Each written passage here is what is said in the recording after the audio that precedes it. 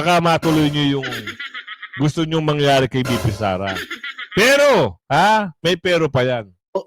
Tungkol sa mga personalidad, hindi po ito tungkol sa ambisyon ng ilan, kundi ito po ay usapin ng katotohanan, ito po ay usapin ng accountability. Sa usapin po ng paggamit ng confidential funds, usapin po ito ng accountability sa usapin po ng pagbabanta laban Pap.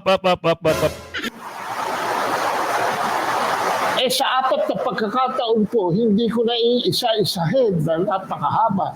Nagsalita ito si Harry Roque sa publiko. Yan na nga ba sinasabi ko eh. Merong organized effort to the defense of the president. Oo, meron. Kado, tuloy mo. Bayad yan. These are professional services. Pero kung magkukomento po sa labas, lalo na for the former cabinet member and spokesperson ng ating Pangulo, na sa media diretso binibigay, 4 na beses ginawa, kaibigang Harry, huwag naman. Yes. Magandang hapon muli sa ating mga kasama. Nandito na naman si Kuya Goods nagbabalik. At syempre, kung di ka pa nakasubscribe sa ating channel, pa-subscribe na lang po at hit mo na rin yung bell para lagi kang updated sa ating mga video. Yan, shoutout muna tayo. Shoutout time. Shoutout kay Axie Lee Salbon. Yan, shoutout po ng bonggang-bongga ha. I-scroll down tayo sa mga comment section kasi marami na hong nagpapa-shoutout sa atin, lalong-lalo na yung laging nanonood sa atin at yung mga bagong pasok lang at naiinganyo sa ating mga vlog at mga comment at mga reaction videos. Ito, nagpapashoutout si Nejo Morante ng Canada. Shoutout po at nakatina naman lalamunan natin. Highs. Ayan. Shoutout kay LB Lacson. Shoutout po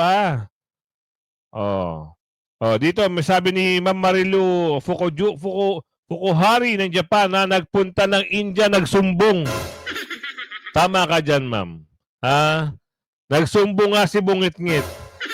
Doon nagsumbong. At sabi, gusto raw siya ipategi ni BP Sara. Tak ng tipaklong kalalaking mong tao, nagsumbong ka doon. Hindi ka kakampihan ng India. Bakit?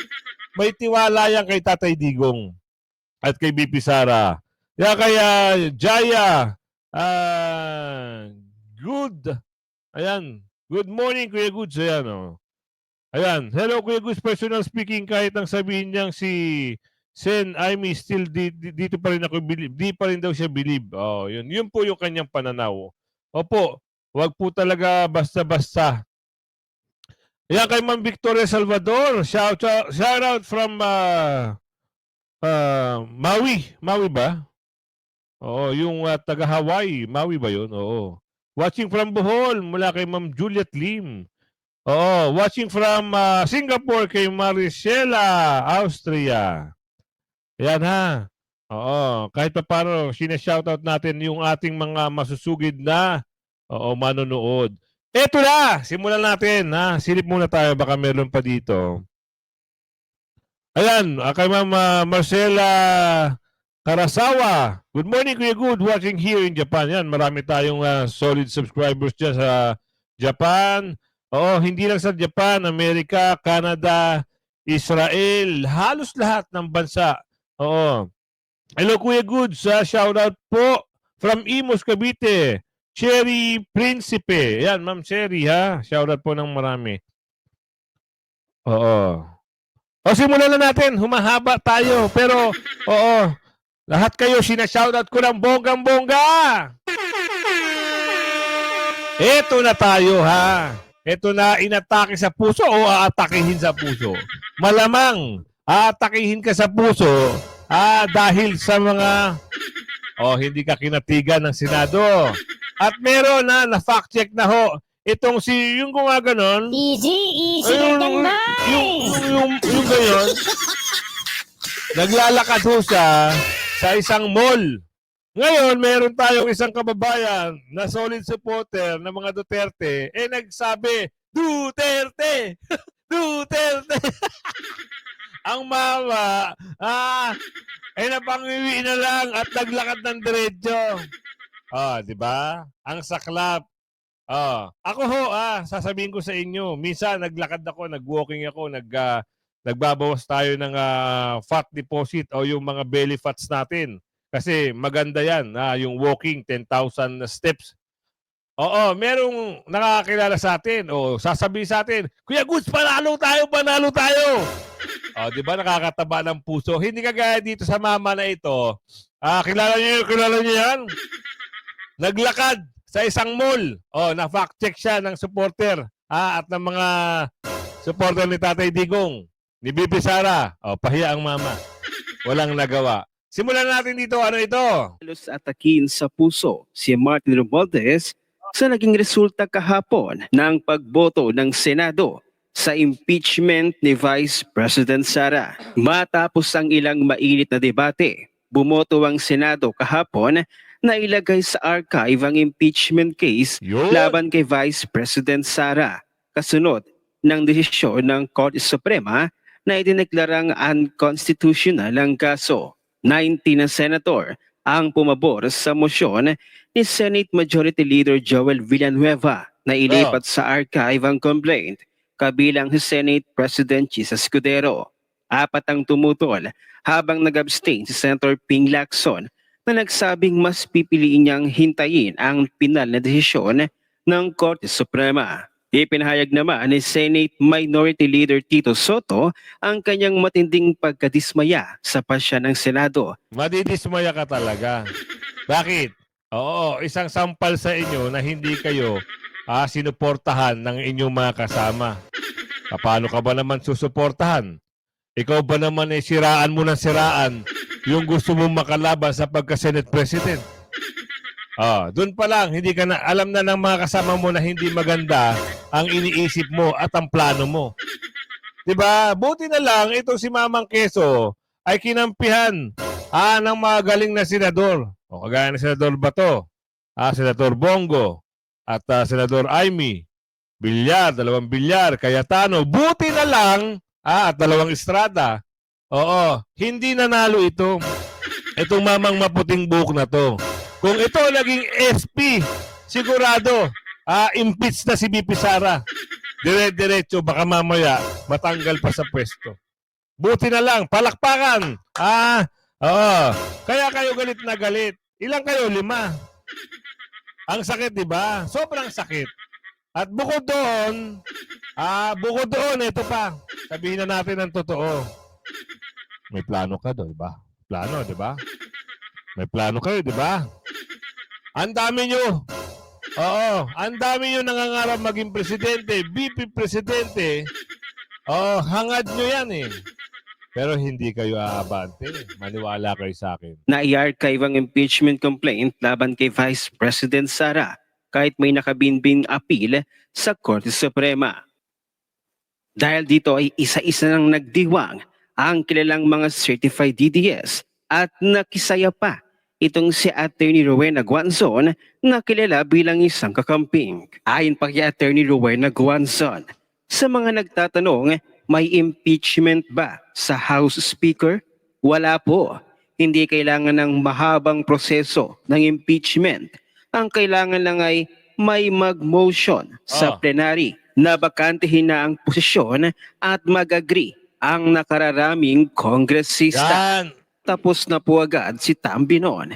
Pero usually, nagre-resign sila bago pa dumating doon kapag alam nilang wala ng majority ang sumusuporta sa kanila para maiwasan na magkahiyaan sa floor. Lalo siyang mahihiya. Bakit? Nagsalita na ho ito si Ate Amy. Talagang patungkol ito sa kanya. Diretsahan kahit mag-sunfit silang dalawa, diretsahan ang ate.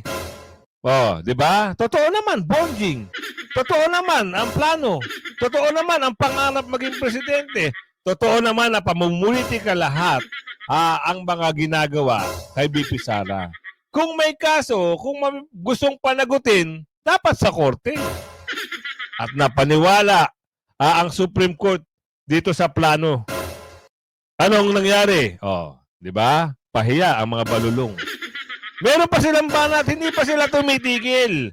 Oh, katunayan yan, itong sinibak ni Tatay Digong, sa ngayon yung attack, uma-attack ngayon.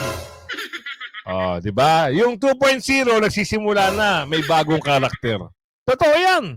Kuya Gus, totoo yan. Ano sabi rito? Ayaw nilang maniwala. Ang sabi daw, hindi sila naniniwala sa desisyon. Ganon? Sino gusto niyong paniwalaan? Sarili nyo? At yung mga kakampi nyo? Kayo ang gusto nyo paniwalaan? Kayo-kayo lang? Hindi nyo paniniwalaan Supreme Court? Wow! Ibang klase rin kayo, no? We will allow him to deliver his opening remarks, sir. Magandang umaga sa atin pong lahat. Very important po siguro na banggitin muna natin yung pong ilang mga usapin, no, mula po doon sa pag-archive ng impeachment proceedings laban kay Vice President Sara Duterte. May mga mabibigat na mga salita, no, na binitawan mula doon. Ang atin pong pagkakaalam, ito po ay dapat pagpapaliwanag ng mga boto kung bakit po kailangang i-archive o bakit hindi dapat i-archive ito pong impeachment proceedings, no, laban kay Vice President Sara Duterte. Pero malaking bahagi po ng mga talumpati ay tungkol po sa mga pagtingin, kuro-kuro ng ilang mga senador, liderato ng Senado, laban po sa liderato ng House of Representatives. No? So, very important ho na linawin ho natin muli, nabanggit na ito kahapon ng ilan sa ating mga kasamahan sa Kongreso na magkapantay at magkahiwalay. Yung pong Senado at Kongreso. So, ibig sabihin, Yun naman pala eh. Alam niyo naman pala eh. Magkahiwalay. Hindi kayo parehas ng pananaw. Kung ang pananaw nyo, gusto nyo i-convene at ma-impeach si VP Sara, ang pananaw naman nung magagaling na senador, ay ayaw nila. Sino naman ang mas mataas? Sino ang masusunod? Kayo-kayo ba? At ayaw nyo rin bang maniwala sa mga senador? Ayaw nyo rin bang maniwala sa Supreme Court? Sino ang susundin? Kayo na lang? Lagi? Wow! Ibang klase.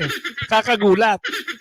pong pakialam yung pong Senado sa internal affairs ng House of Representatives in the same manner na wala pong pakialam ang House of Representatives sa mga internal affairs ng Senado. Ito po yung prinsipyo ng interparliamentary courtesy. No? So, malaking pagbasag po yung ilan sa mga talumpati dahil meron na pong mga binabanggit na mga masasakit na mga salita at pagpapangalan. Ibig sabihin, name calling laban po sa liderato ng House. Pero very important ho na balikan ho natin, ang totoo naman ho, yung impeachment proceedings ay hindi Wait lang.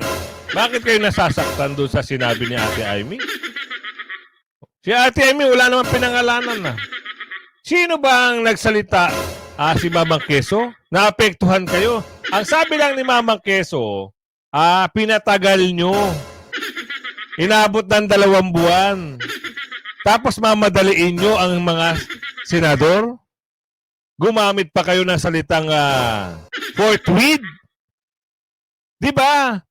Nung nagsalita ang Supreme Court at nakita nila na mali-mali ang mga pagpasa at may problema, inuna ang pang-apat kaysa sa una, kahit ikaw ang tanongin, kahit sino, maski bata, ano mauna, pang-apat o una?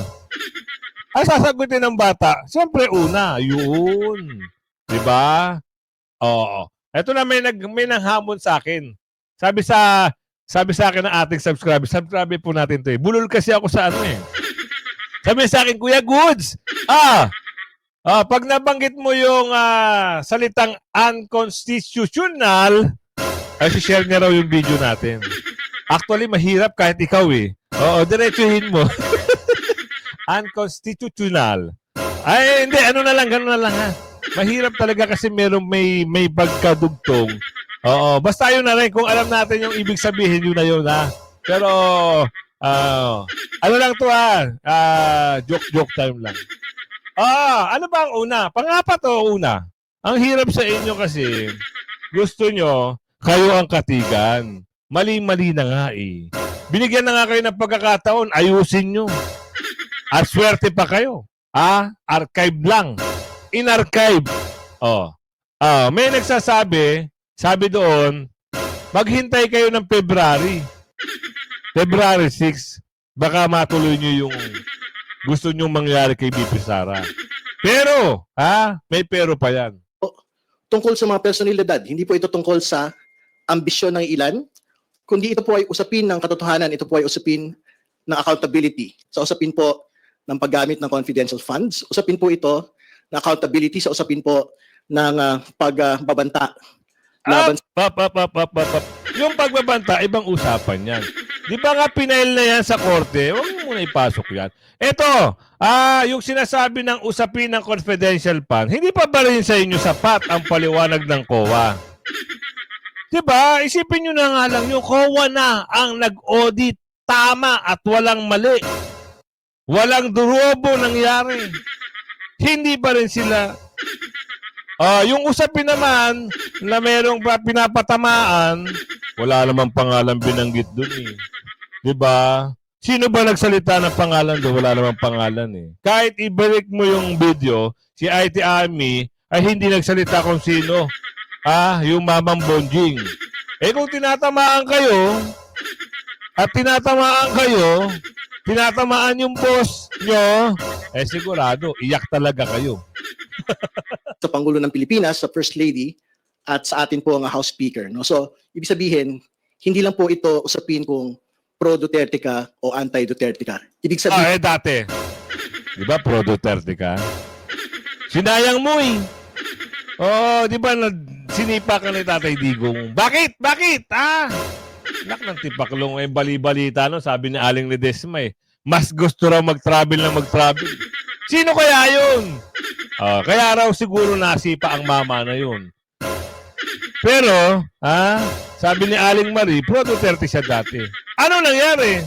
Ayun, alamin natin sa susunod na kabanata. hindi lang po ito usapin na kung magpalit ho ng muka, magpalit po ng akusado sa impeachment proceedings ay magbabago po ang magiging paninindigan ng House of Representatives na meron pong sole exclusive power na mag-initiate ng impeachment proceedings. Ibig sabihin, whether si Vice President Sara Duterte po ito, whether kung sino pa humang maging Vice Presidente, Pangulo ng Pilipinas, Supreme Court Justice, kung meron pong paglabag sa usapin po ng paggamit ng pondo ng bayan, pag meron pong paglabag sa usapin po ng paggamit ng confidential funds, kung meron pong Mary Grace Piatos na pumipirma sa mga confidential funds acknowledgement receipts, magpapatuloy po ang mga impeachment proceedings katulad nito. In your dreams and time. Bakit? Ayaw nilang tigilan. Bakit single out lang si BP Sara? Sino raw yung mga gumagamit ng confidential fund na hindi ginagamit na maayos? Wow, halos lahat naman dyan eh.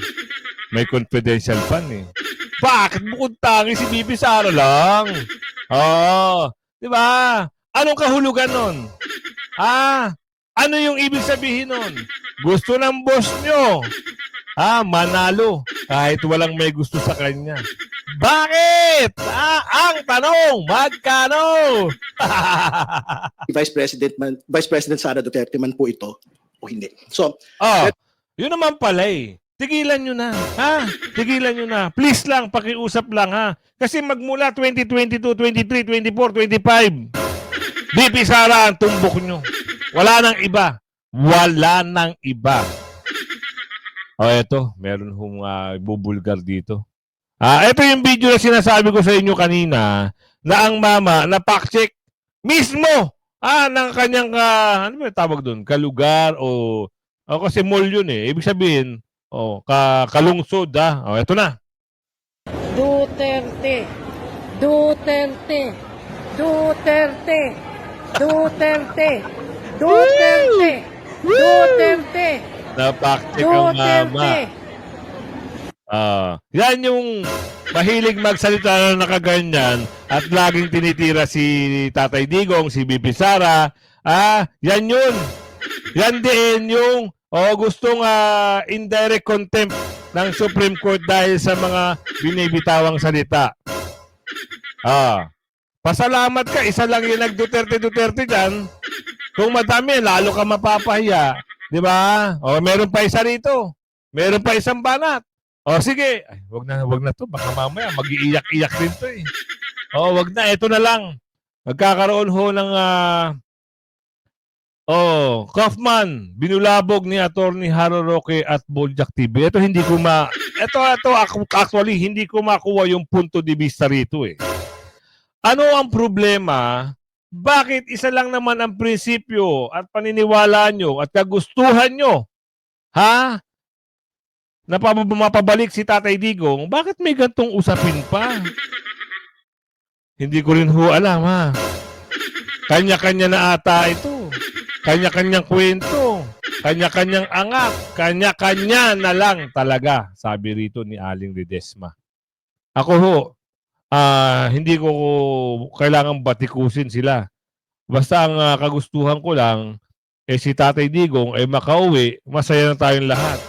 Hindi ko alam anong problema at anong yung pinoproblema. Pasok natin ha, makikibalita lang tayo dito sa issue na to. Pasok. Dito tayo malilintikan mga kabansa. Bakit? Yung mga demonyo ni Marcos, mga kabansa, ang galing pagtakipan yung bangag na Pangulo. Tapos tayo dito sa kampo natin, hindi ko naman maintindihan, ay nagkakaroon ng pagkakahiwa-hiwalay. Yan na. Ano pa ba ang ating agenda rito? Kundi bring PRRD home. Yun lang naman ang ating agenda rito. Tama. Pero hindi. Totoo naman ho yan. Ang kagustuhan na nakararami ay mapauwi si Tatay Digong. Pero may balita. May kumakalat. Oo. Yan ang kwento ni Kado. Eto si Kado talagang solid supporter to eh. Alam nyo bakit? Meron din akong nababalitaan, hindi ko lang kinukomentuhan. Ayoko rin magalit sila sa akin. Baka mamaya alam nyo naman yung mga ganyan mga vlogger eh. Hindi rin nagpapatalo yan. Oo, basta gusto nila.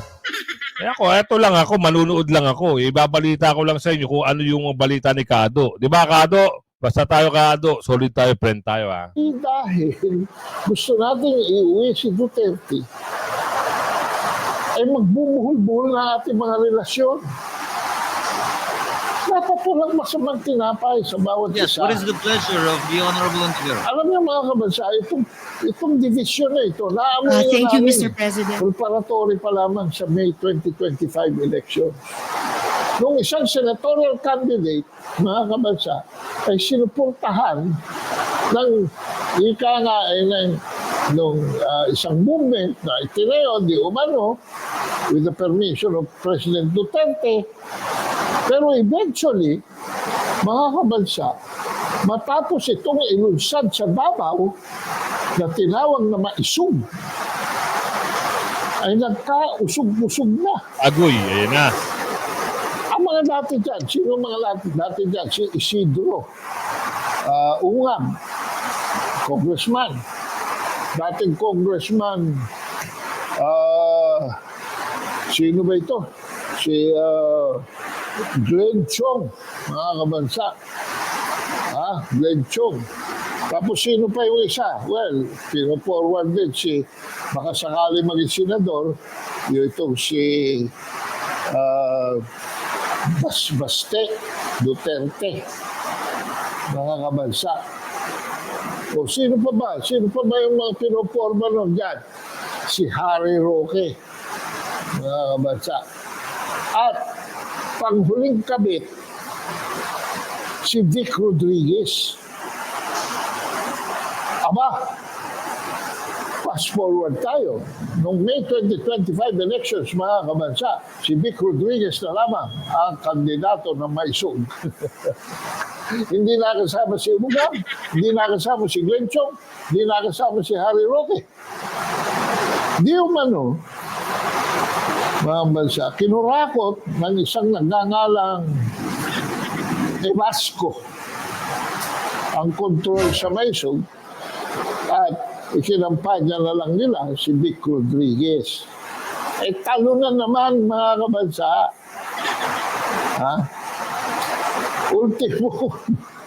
Ultimo PDP laban mukhang atubili na suportahan si Vic Rodriguez. At hindi rin kirere na Iglesia ni Cristo. Kaya walang dinampot sa putikan, dinampot sa kumunoy, dinampot sa kangkungan. Kaya nga sabi ko, ngayon pa lang, diretsahan na tayo. Ha? Ang maisog ay nausog. Kaya si Ernie, hindi ba yan mga kabansa, maisog sa Davao, good, nandun kami. Maisog sa Cebu, good, nandun kami. Maisog sa Bulacan, hindi na kami nagpunta dahil na-cancel mga kabansa. Maisog sa Pampanga, hindi na rin kami nakapunta. Bakit? Pero kasi bago pa ho, mga kabansa, magkaroon ng Pampanga, nagkaroon ng Maisog Dumaguete. At doon, kasama ko si former Secretary Jing Paras, dating congressman, ay diniretso na namin si Digong.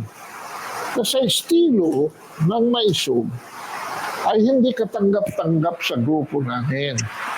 Kaya ang aming sinusyon sa harap ni Presidente Duterte is to form parallel groups. No? Kasi napakahirap mga kabansa mag-centralize ng oposisyon laban kay Marcos. Bakit? Wala nang pong budget.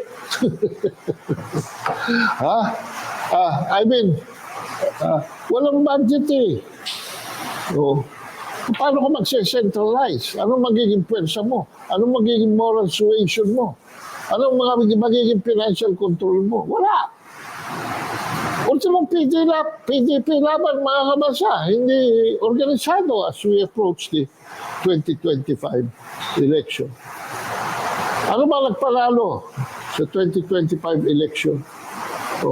Baka kung hindi pa nila pinahila ng impeachment case si Sara Duterte at hindi pa nila kinidnap si Presidente Tatay Digong, ay baka natalo pa yan.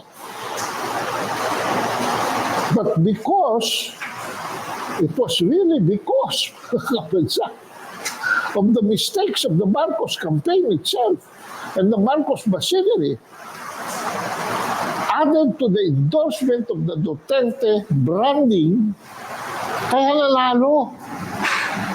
At ilan na ipanalo natin para i-block yung impeachment ni Sara Duterte. Fast forward tayo ngayon, dito naman, sa nangyayari sa Dahig, ay minungkahi, mga kabansa. Mga kasama. Ito lang gusto ko lang malaman sa inyo, maintindihan nyo, gusto ko lang ibato yung information na ito. Tayo ho ay makikinig lang. Kasi ang pangarap at kagustuhan natin ay isa lang. So ngayon, ang balitang ito, brought to you by, joke lang ang balitang ito, ang mensaheng ito, talagang magugulat ka. Kasi mayroong mga ganun nangyayari. Ilang linggo na nangyayari yan. Hindi ko rin alam. Ngayon ko lang play kay Kado kasi idol ko to si Kado eh. Oo. Yung mga nagbabato ng issue patungkol doon, binabaliwala ko lang kasi hindi ko na binibigyan ng mga importansya kasi nga maapektuhan lang si Tatay Digong. Oo, kasi pag binigyan mo ng pangit na imahe yung isang partido kasi maraming social media practitioner Meron sa Dahig, meron dito, maraming bansa, meron din. Bigay-bigay ng mga reaction. Meron silang sinusuportahan mga social media practitioner. Yun. Kaya ayokong makisawsaw dito. Kaya ito kay Kado. Kado, ano yung meron? Tuloy. Ni Attorney Kaufman, yung pong nasa retainer ng mga Duterte, pinili ng mga Duterte na mag-defend kay Presidente Digong dyan sa ICC. Sa 4 na pagkakataon po, hindi ko na iisa-isahin dahil napakahaba. Nagsalita ito si Harry Roque sa publiko. Yan na nga ba sinasabi ko Merong organized effort to the defense of the President. Oo, meron. Kado, tuloy mo. Bayad yan. These are professional services. Pero kung may magkukomento po sa labas, lalo na for the former cabinet member and spokesperson ng ating Pangulo, na sa media diretso binibigay, 4 na beses ginawa, kaibigang Hari, huwag naman. Huwag ganyan. Kung hindi mo mag-discuss doon sa organized defense team, suluhin mo na lang yan.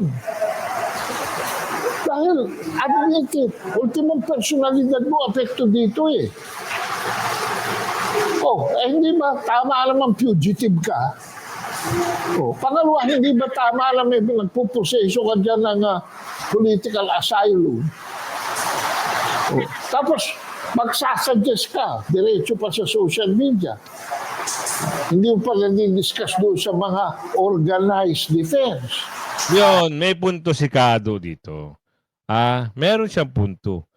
Meron kasing organization o grupo ng mga defender o yun nga sinasabi organized defense ni Tatay Digong na nasa dahig.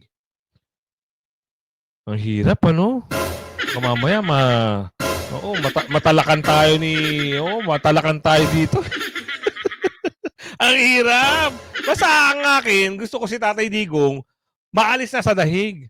Ayoko ng mga gantong issue. Pare-parehas alam niyo parehas yung parehas yung mithiin natin na alisin si Tatay Digong sa dahig, pauwiin na kung saan bansa siya gustong pumunta o saan ba siya sa gustong dalhin, kung ano yung plano sa kanya. Pero yung mga usapin, yung punto de vista ni Kado, medyo may tama. Oo. Ikaw na nga, Kado, na kasi nahihirapan akong magpaliw. Anong gusto mo? Isa ka, abogado, sinasabi mo, napakataas ng moral ascendancy mo sa kanila. Wow! Sa pananaw ko, saling pusa ka lang dyan. Ha? Mga kabasa, kami ni Harry Roque ay nag-team up na niyan. Wala, hindi ko kinikriticize ang karakter nito si Harry. Hindi ko kinikriticize ang kanyang estilo at ang kanyang competence. Kami ho ni Harry Roque ang nagpakulong kay Jok Bolante. Nakita pa kami niyan sa Chicago, mga kabansa. At dahilan sa aming mga ginawa sa US, bukod doon sa immigration sa California, hanggang makarating sa Midwest, nakulong si Jok Bolante ng 3 taon. Hindi sa Immigration Detention Center, kung hindi sa Kenosha Penitentiary, dyan sa pagitan ng Wisconsin at Illinois. Mga kabasa, I have my admiration for Harry Roque. We've worked together and we were successful. Siya rin ang naging whistleblower namin sa agricultural scam ukol sa hog dispersal. I'm sure you remember all this, Harry. Pero, konting prudence lang naman. Bakit? Because look, what is happening now is you are generating social media complications involving Maharlika. Pagdating dyan, marami ng apektado. So, I am just appealing to all of you. Kaya sino pa ang mga nire-representa ninyo? Kaya tama kayo o mali.